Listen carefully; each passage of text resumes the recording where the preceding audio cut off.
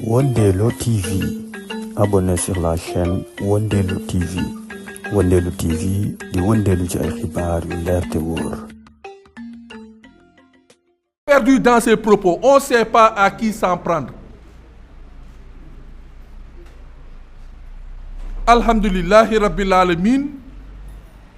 Kilifa Guinée yi fi nekk waxuma diplomate yi waxuma consulat bi ñooñu liggéey beneen la mais ñi nga xam ne ci askanu Pël la Fuuta mooy ñi muy traité de ndereng muy ay nit yu mat yu njaboote biñ leen laajtee kii li muy wax nii lan ngeen ci xalaat parce que ce sont des propos yoo xam ne ay propos la yoo xam ne fépp fu ñu ko munti yóbbu ci àdduna bi de ñu topp ko nan nga mën a neewee ay Guinéens dañu nekk ci ay boutique foofu la ñu defee seen gànnuwaay foofu la ñu juree comme ay jinax lépp lu ñuy def foofu la ñu defee loolu nga fàtte ni que ci réew mi am na service d'hygiène boo xam ne dañ leen di fay te ñooñu loolu mooy seen liggéey loolu du yàpp service d'hygiène u Sénégal kon service d'hygiène u Sénégal nekk ñu di def seen liggéey loolu nga ñu bëgg a wax kon boutique yi nekk ñun yu ñuy dund yëpp lu ñuy lekk yëpp boutique yu ñuy dem di taxawaalu yëpp ci ay saleté la ñu nekk yow yaay saleté bi.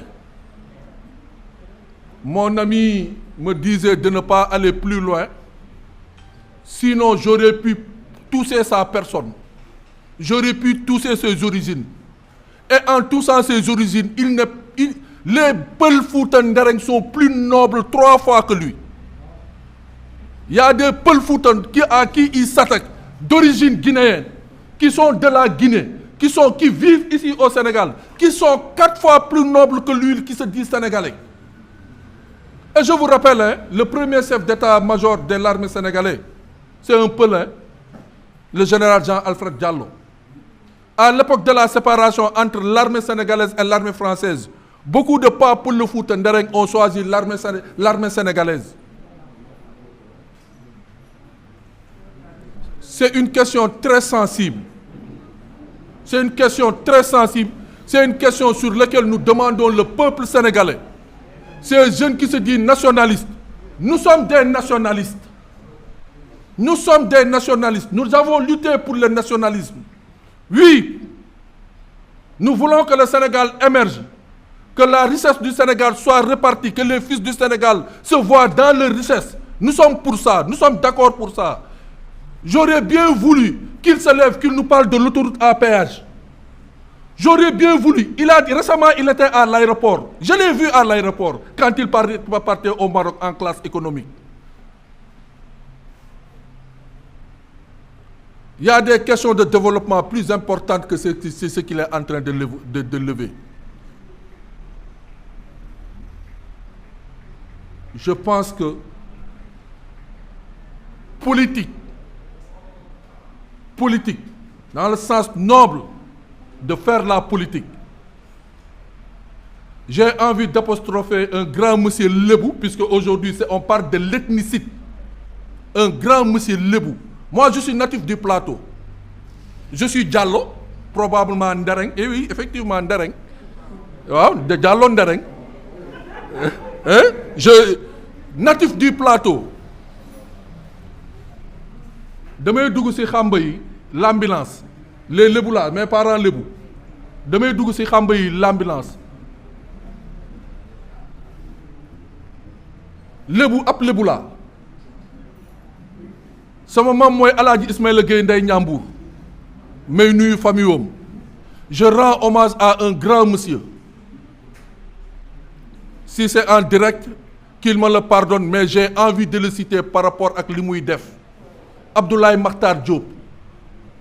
Au cadre de l'administration, maire de Dakar Plateau, il a formé des Ndereng, il a formé des Portugais, il a formé des Ngagna, il a formé énormément de jeunes à la vie politique du Sénégal.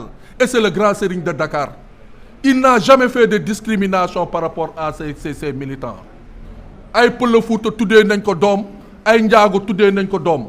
C'est ça la grandeur de l'universel. Kenn ñëw taxaw fële kenn xamul foo jóge kenn xamul foo mabandoo sa sikkim ngay ndu rek lu may bañ a tudd nga bëgg a jaxase askan ak askan ngay téye di xataraayu di tëlli yow nga ne da nga am koo àndaloon sa mag la sa xarit la mu génn xam situation bi fu mu toll amaana ni yaa ngi wax ay toj loo xam ne kenn mënu la yemale mu génn toog ci mbooloo toog ci people adduna bi yëpp di ko dégg mu wax waxam amoo looy def lu dul woowaat mbooloo di ko diingat di ko saaga di ko xas bugguma dugg ci terrain politique bi mais Ousmane Sonko c'est un grand monsieur, il nous l'a démontré hier sans que c'est ce message que la communauté guinéenne m'a chargé de lui transmettre. Mounouma jot si mom, je demande à la presse sénégalaise de dire à Ousmane Sonko, sa sortie d'avant-hier, la communauté guinéenne résidant au Sénégal se sont vraiment rassurés de ce discours-là. Parce qu'ils savent qu'aujourd'hui, les autorités ne sont pas avec ce gars-là. Lolo moy deug. Lolo moy deug. Parce que le silence a trop duré. Souvent, nous avons espace TikTok. Et bizarrement, ce qui est à 21h, il y a des Sénégalais comme moi qui sont de la diaspora, après avoir fait toutes leurs activités et qui sont dans leur prétention de leur qui est dans l'insolitude. Puisque il faut que vous ayez tal life di dagal rek parce que yaa ngi bitim réew amoo dara looy def nous sommes des nationalistes lépp luy jëmale Sénégal kanam dañ ciy fekk les étrangers qui sont là mais waa ji na dem waa ji bëgg a nekk ministère de l'intérieur na dem laajte ji ministère de l'intérieur ak étranger comment nan la étranger di duggee biir waa ji bu xamul ni que am na benn division bu tudd division des visas bu nekk ministère de l'intérieur à la direction de la surveillance terrestre tey pour Camerounais ñëw fii pour Camerounais dugg fii dañu dem foofu defar ko enquête préalable pour Camerounais dugg fii balaa mu fiy dëkk suy dugg ci yoon bi day dem division de la surveillance terrestre fii mu ngi nekk Malick Sy ñu defar ko enquête préliminaire c'est le directeur général de la police mooy signé kii de visa am waa ji nee leen ko na dem jàng jiwaat nee na xam na dëkk bi dafa dem dugg ci ay marché xool xelam moo yem ci marché et li ci gën a bizarre foofu laay terminer pour ngeen am xam-xam pour ñu xool dëgg-dëgg nee na métier am porteur d'affaires la ci li ma xam ci li ñu ma wax su dul porteur d'affaires na ma jéggal parce que bi may enquête ci moom loolu lañ ma wax amul métier bi ñu am mooy courtier le porteur d'affaires la waaw porteur d'affaires mooy lan da ngay génn dem wuti ji ay nit yu yore xaalis bëgg a investir nga nee leen kaay leen ngeen investir du loolu mooy porteur d'affaires su ma juumulee yéen journalistes yi corrigé leen ma su dul loolu waaw yow mii di woote nationaliste yow mii di woote sa réew yow mii di ne da nga gëm sa réew nan ngay mën a ne ñeneen génn la kaay leen ñëw jël leen seen alal ngeen ñëw dugal ko ci biir réew mi c'est pas une contradiction ça c'est pas une contradiction ça donc je termine vraiment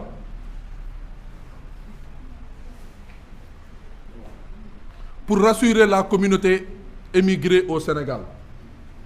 Nous nous sommes battus un peu partout dans le monde pour défendre les émigrés africains. Partout. Aux États-Unis, on est allé voir qui de droit pour éviter la déportation de nos frères africains qui sont venus de Nicaragua. Sans tambour ni trompette. Moom fan la nekkoon bi xale yi nekk Las Palmas El Hierro sunu ay mbokk ñoom Awa Ndiaye Pathé ñoom Luc André Diouf ñoom Momar Dieng Diop wot yi la communauté sénégalaise di organiser wu ñeneen nekk feneen di xar seen tànku tubéy pour assister leen moom fan la nekkoon yaaw nationaliste la en France bi mu nekkoon combien de nos jeunes frères combien de Sénégalais ñoo fa nekk tey en situation irrégulière waaw d'accord ginnaaw moom amul mbokk man sama mbokk yooyu laay xalaat luñ fi def doomu Sénégal ñu delloo leen ko foofu man dama am ay jarbaat dama am ay doom dama am ay xarit dama am sama ay doomu xarit yu nekk bitim réew bugguma ku leen toroxal bugguma ku leen yemale bugguma ku leen takk bugguma ku leen def dara moo tax du ma def dara doomu jàmbur bu nekk sama biir réew. damay xalaat ni que lépp lu ñu def fii doomu jàmbur fii dañ ko def sama doom. Gabonais yi nga xam ne jàng si moo leen indi mu leen di traité de prostituée Gabonais yi jàng moo leen indi. Camerounais yi Pël Fuuta bi ngay wax futti lay togg di jox nit yi di lekk tricycle moteur cak-cak yow doo ñaanal yàlla jeunes sénégalais yi nekk ci transport de bus yi nekk ci transport international yi yow ñooñu ngay xalab di ñooñu ngay influencé parce que un monde c'est un nombre vulnérable ku ci nekk da ciy gis boppam ñi nga xam ne dañu am problème mu état civil mais ce gars c'est un mythomane je vois un Sénégalais qui se dit leader il n'y a pas plus mythomane que ce gars-là mais vous vous rendez compte il dit les Guinéens qui ont falsifié les documents qui ont eu de fausses cartes d'identité nationales ce sont ces Guinéens-là qui vont vers lui pour lui restituer les cartes d'identité nationales. Vous vous rendez compte à quel niveau ce gars, par rapport à ces déclarations, il ne se rend même pas compte de ce qu'il dit. Il dit, c'est lui qui le cite. Des Guinéens sont allés le voir pour lui restituer de fausses cartes d'identité établies. Donc les Guinéens, lui qui insulte les Guinéens ont confiance en lui pour aller lui restituer les fausses cartes d'identité. Je demande aux parents de ce gars de le regarder physiquement et de l'écouter et d'aller lui trouver un psychiatre pour l'accompagner.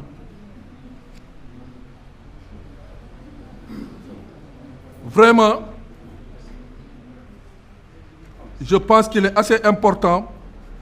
Je voudrais, avant de terminer, je voudrais saluer exceptionnellement la mobilisation des jeunes, des Africains en Espagne à Valence. Voilà l'immigration. Aujourd'hui à Valence, les autorités ne parlent pas d'émigrés irréguliers, d'émigrés délinquants, de noirs, de négros. Quand il y a eu la calamité, nos braves jeunes frères, ils sont sortis à l'unisson comme un seul homme. Avec des khassaïs, des chansons, ils ont épaté les Espagnols de Valence. Ils ont été solidaires avec les Valençois. Ils se sont mobilisés. Actuellement, ils sont dans les rues de Valence pour nettoyer et pour accompagner les Espagnols. C'est ça l'immigration. C'est l'ouverture, c'est le don de soi. Vraiment, je voudrais leur rendre hommage, les remercier. Également,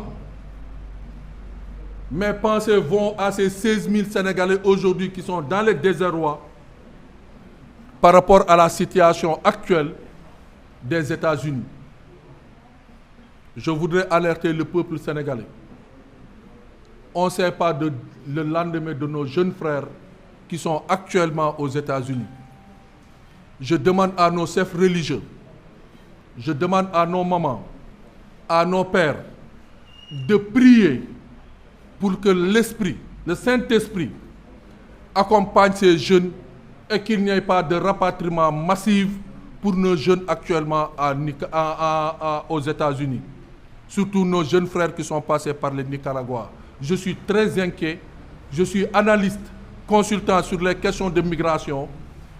Moi, mes pensées, le nationalisme que j'incarne, le patriotisme que j'incarne, c'est à cela que le travail que je veux, c'est à cela que je veux qu'on se concerte. Qu'on travaille afin que le Sénégal ne puisse pas être mis au banc des accusés. Que l'image du Sénégal ne soit pas ternie. Que la teranga sénégalaise, santé, danger, reconnue partout, puisse être vraiment rayonnant. Je ne dis pas non. Je ne dis pas non. Je n'ai jamais dit non à renforcer les dispositifs administratifs pour meilleur contrôle des citoyens, que ce soit sénégalais comme africains. Si il y a à améliorer, il n'y a aucun système au monde qui est parfait. Des Sénégalais aujourd'hui circulent avec des passeports américains alors qu'ils sont nés au Sénégal. Des Sénégalais sont allés aux États-Unis. Ils se sont organisés par des voies. N'importe quelle voie, l'essentiel c'était pour se régulariser. Des Sénégalais aujourd'hui sont en France. Ils passent par toutes les voies, tous les moyens pour se régulariser. C'est de la même sorte que des Guinéens sont aujourd'hui au Sénégal et ils veulent se régulariser, qu'on les accompagne à se régulariser. Je vous remercie. Wondelo TV. Abonnez sur la chaîne Wondelo TV. Wondelo TV di Wondelu ci ay xibaar yu leer te wóor.